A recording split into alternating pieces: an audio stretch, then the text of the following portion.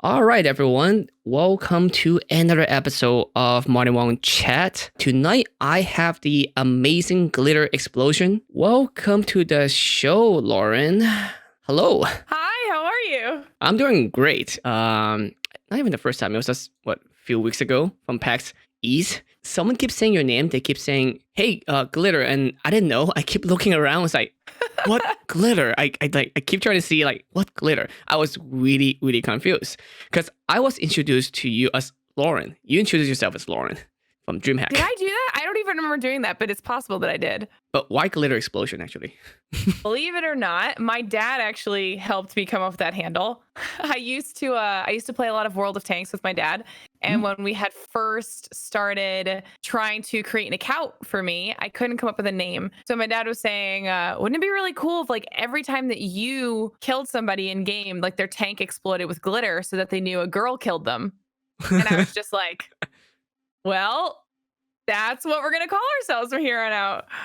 Tell me a little bit about you first. How would I describe Glitter Explosion or Lauren? Definitely super outgoing. Obviously, very into gaming. This is kind of like my entire life at this point, esports or video games or anything like that. I love being able to build a community through everything that I've done so far. And super into fitness too, though. Kind of got to balance everything out a little bit. But a little bit of a tomboy, pretty much overall. Friendly tomboy, maybe. Gamer. You're also a host, right? Yeah, so I do lots of hosting. Yeah, I do a lot of freelance esports talent work. I started off doing strictly hosting, and now somehow, I don't really know how it's happened, but we somehow also progressed into analyst and shoutcaster in the last 6 months, which has been a little bit overwhelming, but really cool. Honestly, I think I actually prefer analysis to being a host at this point.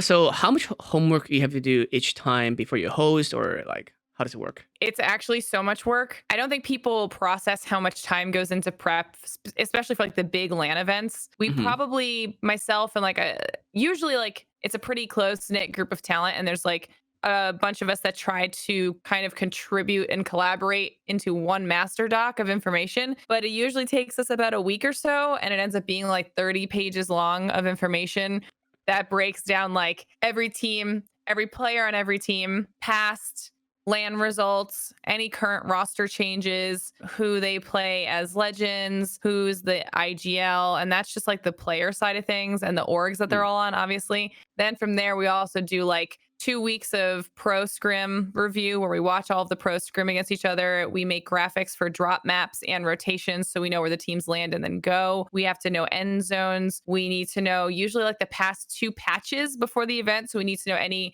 changes that were made to weapons or legends or the map itself, anything like that. And then we kind of have to memorize all of it in time for the event.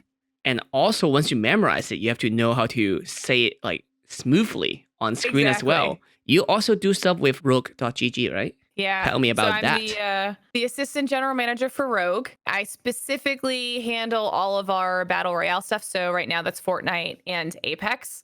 I also do all of the point of contact stuff for DrLupo. I handle a lot of third-party activation stuff when we need to do things with the NHL or the UFC. I do some help with our musician investors for their stream setups and things like that. So I kind of try to do a little bit of everything. Is there still a stigma that's video game is not as cool as football or other major athletic sports? I think probably for the pros, from professional traditional sport athletes to professional esport players. I think that's constantly a thing where people are it's not the same. They're not athletes. But what do you think is gonna take for us to go to that next jump, that one jump that be oh yeah, esport is just really cool for everyone as well, and it's not nerd.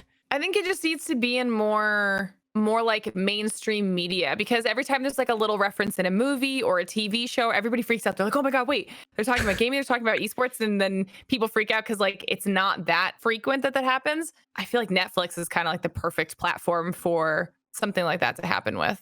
Do you like hosting? Do you actually like it? I do. I like it a lot. I think it used to be one of my most favorite things to do until I fell in love with analysis. And now I'm kind of I could just do analysis all day, every day. if I had the option. So analysis is technically considered shoutcasting, right? No, it's different.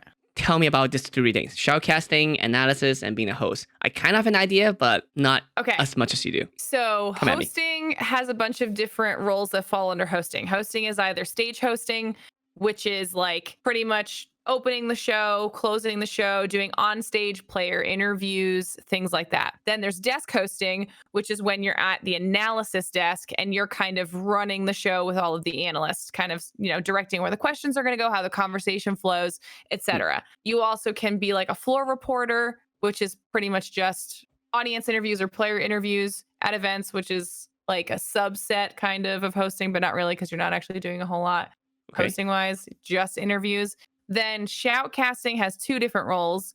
You're either a play-by-play commentator or you're a color commentator.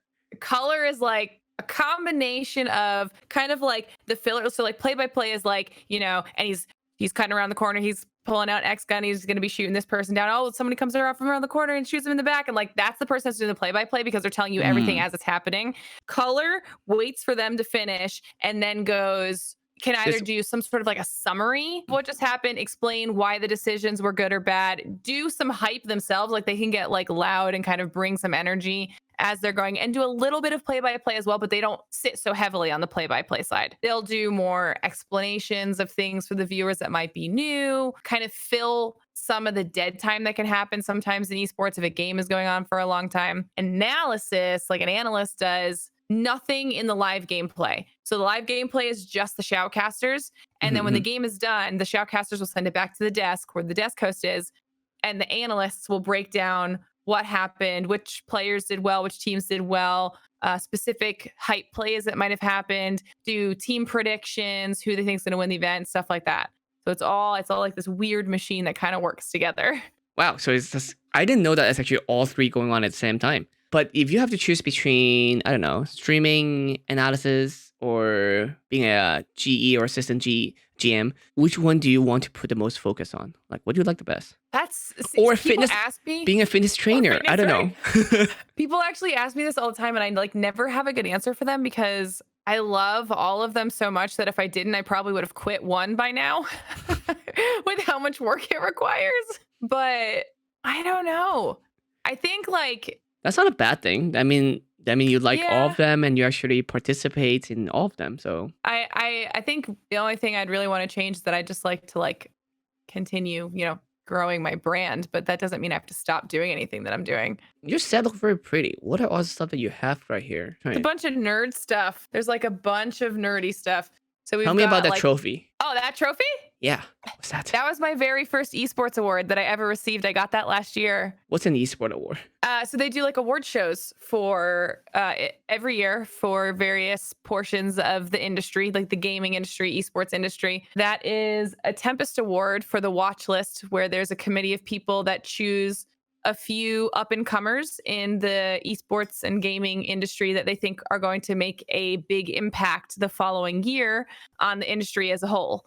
So I got selected for that, which was really cool. You said you've been streaming for 4 years, partner for 3. Mm-hmm. And then you start hosting during that time or before that? During that time, yeah. I started hosting after I won some money in a tournament that I was playing in, and I became the highest paid woman in the game. And then they decided to make me their host after that. Did you get any like pushback from you being a woman and winning? No. Oh, well, that's not true. From the community of people that I was part of, no. Uh-huh. Like from everybody that I was friends with and anyone that was in like H1Z1, no. There were people outside of the H1 community that were not as supportive. Why does it make a difference though? I don't know, because it's the internet. I don't know. You didn't even tell me about this. You won a game and started your host. I got 4th place in a tournament. That's still a win. In a solo tournament. Kind of. I almost made it on the podium. I was so close. And then like, how about we give you a job instead? Well, yeah, because once becoming the highest paid woman, like, and at the time I was like, overall, I think I'm still like top 30 earners ever for that game. It was just like, I became like the female poster child for that, So like, it was good to have me as their host. Thank you so much for being on the show. I will see you all next time and have a great night. Bye.